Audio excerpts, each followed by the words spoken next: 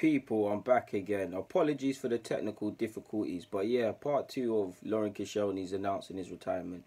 What I was trying to say is, while Deschamps clearly lacked a lot of compassion, I'm trying to be fair to him because I don't know the ins and outs. I'm just going on what Koscielny said, but he lacked compassion to only really see how he's doing on his birthday and things like that.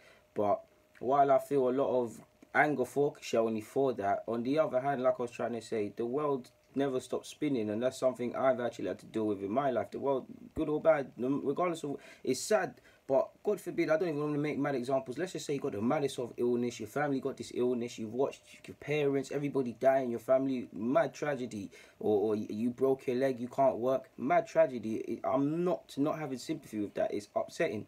But the good thing about life and the most saddest thing about it is life is still gonna go on. And with that being said, I don't think Deschamps really owes him anything because, again, he didn't do this to him. He didn't wish this on him. He would have liked him to be there.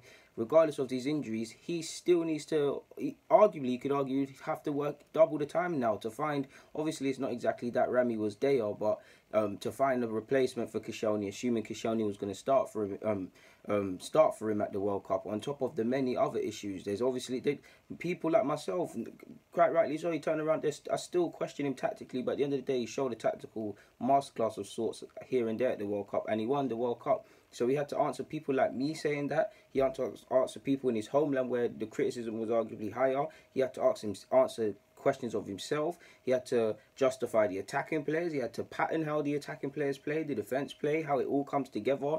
All the other things that goes on over our heads with dealing with a World Cup competition that managers might not necessarily have to deal with, the training sessions, if he selects this and that. Obviously, on top of all of that, you can still actually call someone every now and again and see how they're doing. So he should have done that. But like, it would hurt me if I was Koscielny. But if it happened to me personally, I would feel exactly how Koscielny feels to Deschamps. But I'd also feel to myself is that he doesn't owe me nothing, and just because I might, if I was in his shoes, show that compassion, or someone's done it in the past, I don't necessarily think I'll get from them. Again, back to Arsenal as well, because I feel I've been trying to say too much.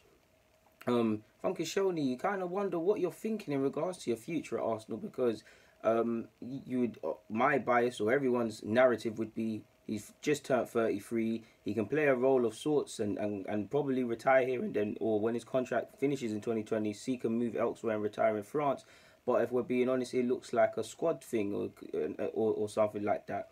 One thing that could give him benefits is that Cech is exactly the same question marks are being asked of Petr Cech. He is still playing, sadly, prior to his injury. Liechtenstein's not really had a look in, but he's still there. There's even Monreal's still playing, question marks as well. There's even talk of Monreal getting another contract, so he clearly values experience. He's not really with the Arsenal narrative of once you get over 30, we're kind of scared of it when you are going to decline, sort of thing.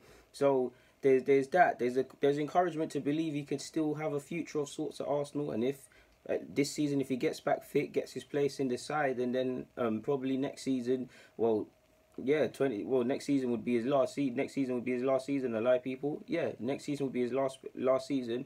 Try and just give all his best at this club for these last 2 years, and then whether he wants to seek a move to China or retire in his homeland or call it a day after them 2 years, because what, he'll be 35. What? I swear John Terry kept playing until he's 37. If something like that can happen for you and you're looking after your body and things like that, then cool. So be it. My personal bias is I want Koscielny to get back to it. He had a rough start to being an Arsenal player, but he became one of our most consistent players. And at a period, there weren't many teams in Europe he couldn't get into. I'm not saying he was in the best centre half about at the time, but there wasn't many that he couldn't get in and play a part. He's not that anymore. Probably last season displayed that the best. We've been knowing it, but last season displayed it the best. And he's probably, for all of, I'm not even calling him criticism. This is just me, my honest opinions.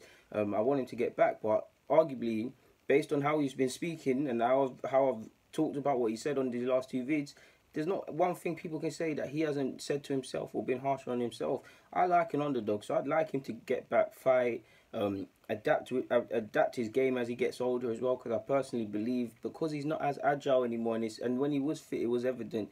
He has to, if he's going to play with Mustafi, for example, he has to be the Mertesacker to which Mertesacker was once for him, in that you had I wouldn't say Mertesacker is passive because is any centre half are passive, but Koscielny was the aggressor. Koscielny was like, it's like a good cop, bad cop thing. Mertesacker might let you come at him a couple yards. Koscielny's trying to engage with you. At times he'll come crashing down the back of you. That used to work, and he used to be good intercepting. But many times now you've seen Koscielny do that, and out of position, mistimed. They go and score or getting caught with passes. It's not a criticism. It's just the realness. Oh God, you lot almost saw the pole. Almost kicked the pole back. But yeah, I'm keen to see how this is going to shape up his last years as a professional. To be honest with you, yeah, it's a difficult question. When's the best time to retire from international football, or even to retire from international football? But either way, Koscielny's deemed this is his thing, so all we can do is respect it. And you've been a loyal servant to Arsenal. I'm pretty sure in your 50 odd appearances, I'm sure for France, they would display that you've played with consistency, you've played with your heart, and you've gave everything for the shirt. But everything comes to an end one day, and yeah, just like that, I'm done with this vid. Apologies for the part 1, people. It should only be in one vid, but yeah, man, forgive me, innit? I'm good for it. Guys, DG, enjoy the rest of your Sunday wherever you are. I'm out.